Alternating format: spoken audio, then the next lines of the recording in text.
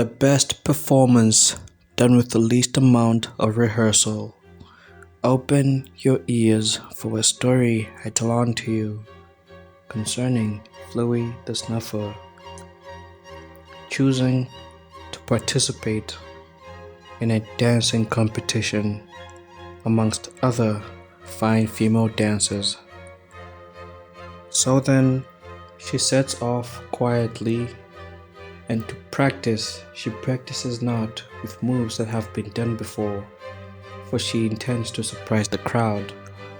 So she goes and practices outside on a field, attempting moves which indeed have never been done before. And this took her day and night, all the way across 2 to 3 to 4 weeks. And in all this, she never returned back home to practice. She did return back home, but not to practice.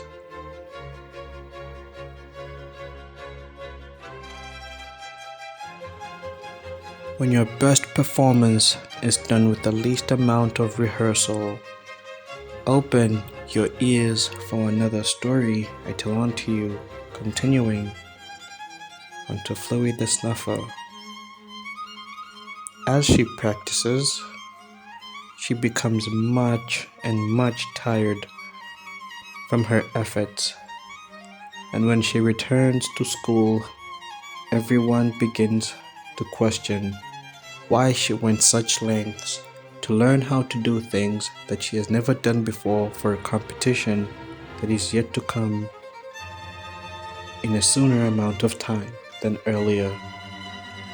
Though to her surprise, that the performance day was scheduled and the competition itself was scheduled much earlier than first set out.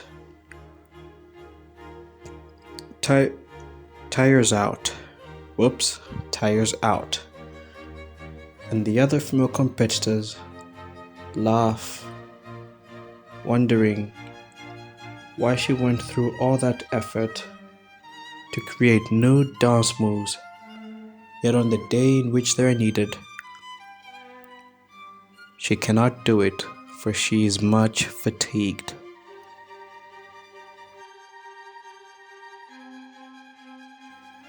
When your best performance is done with the least amount of rehearsal, open your ears for another story I tell on to you, continuing with the other two of Fluy the Snuffer. On the day that it was required for her to dance, all the other girls came with many